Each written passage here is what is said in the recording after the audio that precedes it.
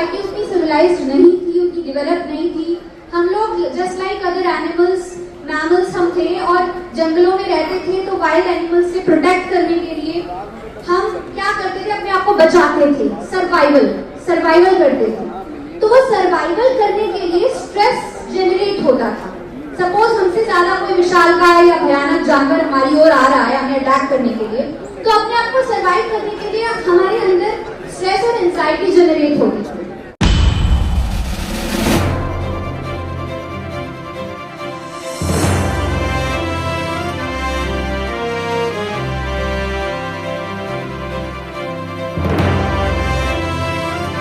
Good afternoon, all of you. My heartfelt greetings to all the people present in the auditorium hall, the invitees, experts, speakers, mentors, and my special thanks to the organizers, Swaros, the entire Swaros team, their founder and pioneer, plus their coordinator and the whole team for the tremendous job that they are doing for the society. जो social और human capital की बात हम पढ़ते ही हैं या आप लोगों ने सबने सुना होगा, सब लोग एनलाइटेंड हैं, पढ़े लिखे हैं और बहुत से लोग हैं जो एस्पायर कर रहे हैं सिविल सर्विसेज को ज्वाइन करने के लिए। ह्यूमन कैपिटल के दो इम्पॉर्टेंट इंग्रेडिएंट्स हैं, education and health. Amartya Sen के बारे में आप लोगों ने सुना होगा, उन्होंने एक कॉन्सेप्शन दिया था। तो हेल्थ एंड एजुकेशन के लिए जो कमेंडेबल काम स्वेरोस नेटवर्क कर रहे हैं, इसके लिए बहुत बहुत अंदर से प्रशंसा निकल रही है। एंड आई एम श्योर कि वो बहुत आगे लेके जाएंगे। सोसाइटी के लिए जो कंट्रीब्यूट कर रहे हैं वो अनपैरेलल्ड है। और मुझे इनवाइट करने के लिए बहुत बहुत धन्यवाद। टाइम की शॉर्टेज है, मुझे भी जाना है क्योंकि मुझे कॉल आया था। तो I will stick to the topic. Civil services के लिए प्रिपरेशन के लिए जितने भी एस्पिरेंट्स यहाँ इकट्ठे हुए हैं, उनको मेरे साथ बैठी है डॉक्टर पूनम खटाना। उन्होंने मेरे आने से पहले तो यहाँ पर पैनल ऑफ एक्सपर्ट्स थे, सिविल सर्वेंट्स जिन्होंने रिसेंटली ज्वाइन किया है। उन्होंने सेशन दिया था, आप लोगों की क्वेरीज टेकअप की वन बाय वन। तो आई एम श्योर उन्होंने बहुत सारी चीज़ें एड्रेस की होंगी, तैयारी कैसे करनी है, जीएस में क्या चीज़ को एम्फसाइज करना है, क्या कंपोनेंट्स हैं एंड एवरीथिंग। मैं एक ऐसे टॉपिक के बारे में बात करना चाहती हूँ जिसके बारे में हम बात तो रोज करते हैं लेकिन उसकी गहराई पे उतर के उसको एड्रेस नहीं करते। वो होता है कि हम चाहे तैयारी करें करियर में या अपनी पढ़ाई में या आगे या अपनी जनरल डेली लाइफ में, हम स्ट्रेस फेस करते हैं, स्ट्रेस और एंजाइटी। स्ट्रेस और एंजाइटी हमारी परफॉर्मेंस को अफेक्ट करती है। वो नेगेटिवली भी कर सकती है और आपको थोड़ी हैरानी होगी जानती कि वो पॉजिटिवली भी कर सकती है। तो उसके पहले मैं थोड़ा स्ट्रेस की जेनेसिस पे जाना चाहती हूँ। स्ट्रेस कहाँ से ओरिजिनेट हुआ? देखिए, स्ट्रेस जो है वो हमारे जीन्स में कोडेड है, मतलब ये है, ये हमेशा से रहा है।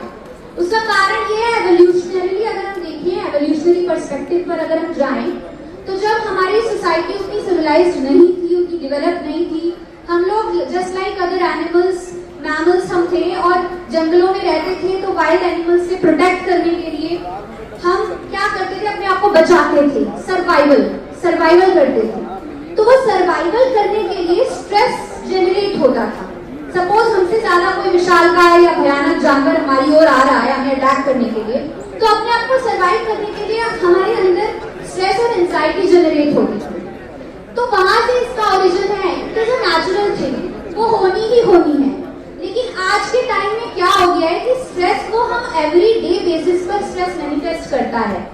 आपको कोई जंगली जानवर काटने खाने नहीं आ रहा है, लेकिन कभी कभी आपका स्ट्रेस इतना ज्यादा हाई हो जाता है कि आपको ऐसा लगता है, हम कहते हैं ना कि हवा है क्या, कोई प्रॉब्लम इतनी बड़ी है, हवा है।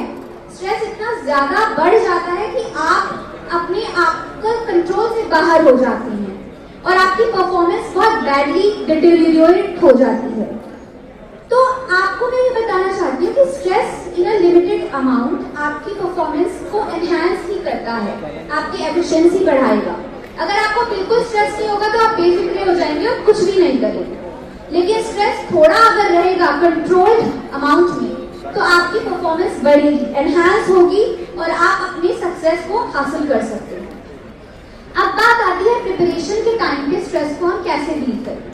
क्योंकि मेरा टॉपिक भी यही है, how to handle stress and anxiety in a hyper competitive world. तो आप ही के लोगों की तरह मैं स्टेज के उस पार थी। मैंने इस पूरी जर्नी को, सिविल सर्विसेज के पूरे 6 अटेम्प्ट्स को, हर उतार चढ़ाव को देखा है, हर स्टेज से मैं रूबरू हुई हूँ और उसमें मैंने सफलता भी देखी है, असफलता भी देखी है। ऐसा टाइम था कि मैं बहुत ज्यादा स्ट्रेस हो जाती थी और मैं रोया करती थी कि मेरा नहीं हो रहा है, लेकिन सफलताएं भी देखी है क्योंकि मैं अपनी कैपेसिटी में आज सोसाइटी को कंट्रीब्यूट कर रही हूँ। मैं लॉ एंड ऑर्डर के, मैं बिल्कुल फ्रंट लाइनर की तरह खड़ी हूँ and I am proud of that कि मैं पुलिस सर्विस को ज्वाइन किया है and I am contributing my bit and giving back to the society. तो आप ये देखिए कि हम उसको मैनेज कैसे करें। देखिए सबसे बड़ी बात ये है कि जब हम प्रिपरेशन करते हैं तो हमारे दिमाग में बड़े इफ एंड बट्स चलते हैं। जब आपको प्रिपरेशन करनी होती है तो आप हैरारकी से ना पढ़ें। मैंने पहले क्या किया, मैं स्कूल में कैसी थी या कैसा था, मैं पढ़ने में बहुत अच्छी थी तो भी एक प्री कॉन्सेप्ट नोशन आ जाएगा। मुझे लगेगा कि मैं अच्छी हूँ तो I have to get it. Like if I don't attain success, then I will be labeled as unsuccessful. And how is it possible? मेरे जैसे कैलिबर की लड़की या लड़का कैसे रह सकता है? You have to get rid of these ideas, these thoughts which are killing you inside, right? This is one side of the story when you think yourself as superior beings, right? And at another end, you can, you may belong to a tier 3, tier 2 city.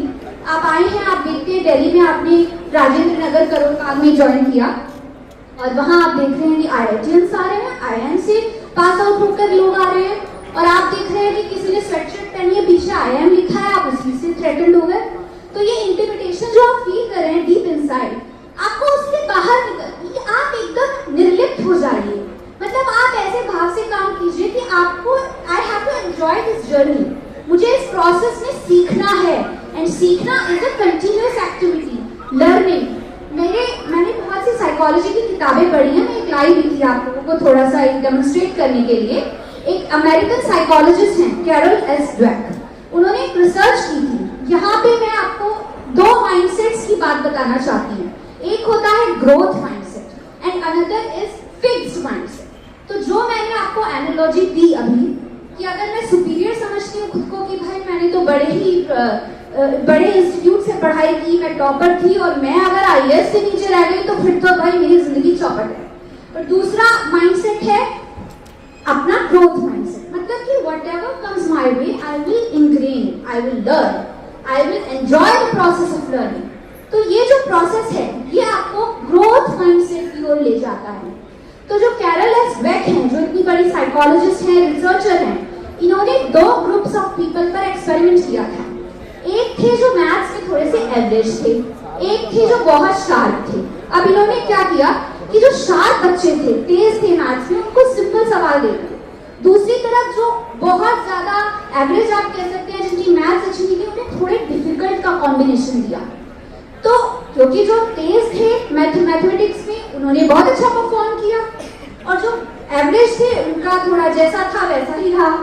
अब next time उन्होंने perform किया ये experiment कि उन्होंने दोनों को difficult question दिए, एक लेवल आगे थे। तो उन्होंने ये ऑब्जर्व किया कि जो बहुत तेज अपने आप को समझते थे मैथमेटिक्स में, वो थोड़ा सा डाउन, उनकी परफॉर्मेंस चली गई, जबकि जो एवरेज थे उनकी जो है परफॉर्मेंस अच्छी गई। अच्छी तो नहीं, मतलब more than what they perform last time. तो इससे हमें ये सीखने को मिलता है कि हमारे जो प्री कंसीव नोशंस होते हैं अपनी परफॉर्मेंस को लेके या अपनी अचीवमेंट्स को लेके या अपने पास्ट को लेके, हिस्ट्री को लेके, या वो अच्छे भी हो सकते हैं, बुरे भी हो सकते हैं। अगर हम पूर्वाग्रह से ग्रसित रहेंगे, प्रेजुडिसेस से इंपैक्टेड रहेंगे, तो आपको कहीं ना कहीं जो है ग्रोथ माइंडसेट से हट के आप फिक्स्ड माइंडसेट में आ जाएंगे। अब आपको मैं बताती हूँ कि फोकस रखना कितना इंपॉर्टेंट है आपकी परफॉर्मेंस को अच्छा बनाए रखने के लिए। अगर आप ग्रोथ माइंडसेट में बिलीव कर रहे हैं, यू आर परफॉर्मिंग, तो आप डामाडोल ना हो, लड़खड़ाएं नहीं। आप पढ़ रहे हैं या आप स्पोर्ट्स में हैं या किसी भी फील्ड में हैं। अभी आपने T20 वर्ल्ड कप देखा होगा, बहुत ज्यादा लोग क्रिकेट एंथुसियास्ट हैं इंडिया में। तो आपने देखा होगा कुछ फील्डर्स हैं, बॉलर्स हैं जो अपनी परफॉर्मेंस में कंसिस्टेंट रहते हैं। जब भी क्राइसिस का समय आता है तो टीम जो है उनका मुंह ताकती है कि भाई ये आया, थोड़ा सा कुछ स्टेबल कर दे। वो बहुत ज्यादा चौके छक्के भी नहीं मार रहे हैं, वो बहुत अच्छी, ऐसा नहीं है कि दमादम वो विकेट गिरा रहे हैं, लेकिन जब क्राइसिस होता है तो उनको बुलाया जाता है और वो स्टेबलाइज कर देते हैं चीजों को। तो आपके परफॉर्मेंस में वो कंसिस्टेंसी होनी चाहिए।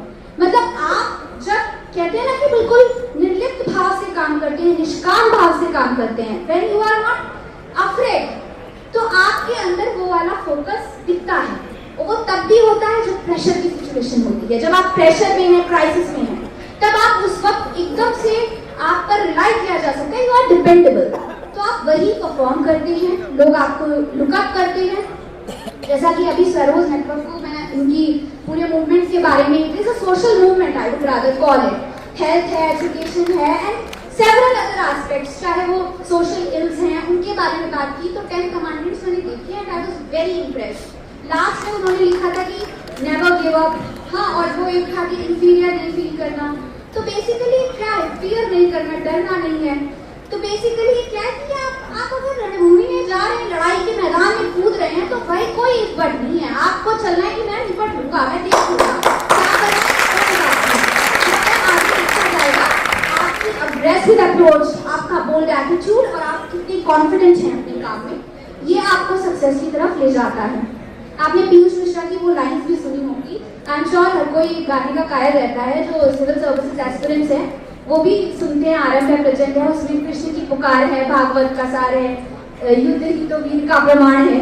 तो मैं इन्हीं लाइन्स के साथ अपनी स्पीच को एंड करना चाहती हूँ, और मैं यही आप लोगों से, जो तैयारी करने वाले लोग हैं, मैं कहती हूँ कि आप अपने स्ट्रेस को, जो इम्पोर्टेंट पॉइंटर्स मैंने दिए, कहने के लिए बहुत कुछ है, but I am running short of time because I have to report back to my duty.